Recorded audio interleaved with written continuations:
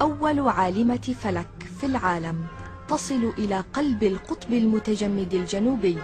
أول عالمة فلك في العالم تصل إلى قلب القطب المتجمد الجنوبي. أول عالمة فلك في العالم تصل إلى قلب القطب المتجمد الجنوبي.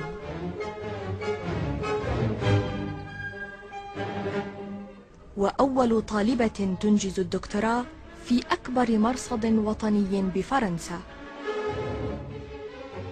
أذهب إلى سطح المنزل وأراقب النجوم كأنها تتكلم معي.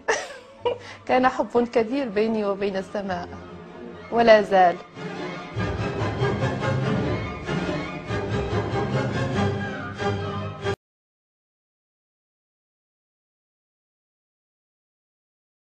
الحلم ديالي كأي جزائرية، قبل كلشي يكون عندي أسم، بعد نتزوج يكون عندي دراري. بعد رحلة بحث طويلة عن اسم عائلي لها، صديقتها حليمة أم عازبة أيضا لا زالت تنتظر وعود الدولة في التكفل بها وبأبنائها. ولادي دوكا باش نخرج لهم فيش فاميليار ونخرج لهم كوارت ما نقدرش، وين نروح من الخدمة وكامل ما يقبلوليش.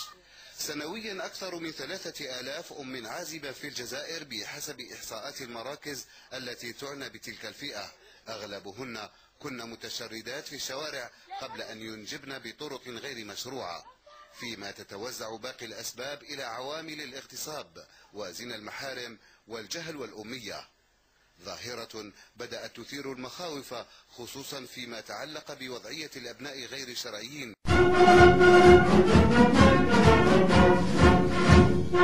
محمد أشرف المرسلين وعلى صحبه الطيبين والطيبات أجمعين.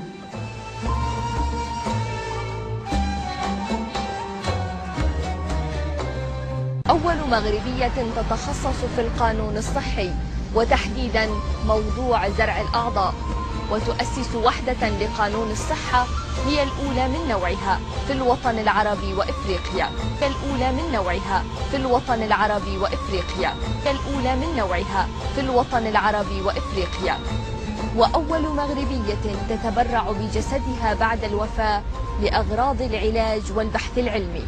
رجاء ناجي مكاوي في رائدات.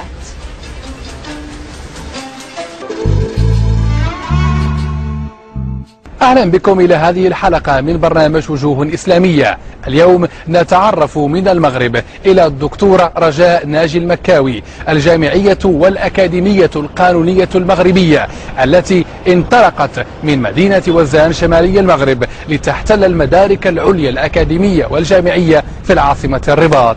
رجاء ناجي المكاوي الدكتورة التي كانت أول امرأة في العالم الإسلامي. رجاء ناجي المكاوي الدكتورة التي كانت أول امرأة في العالم الإسلامي. رجاء ناجي المكاوي الدكتورة التي كانت أول امرأة في العالم الإسلامي تقدم درسا دينيا في حضور كبير جدا من علماء الأمة الإسلامية.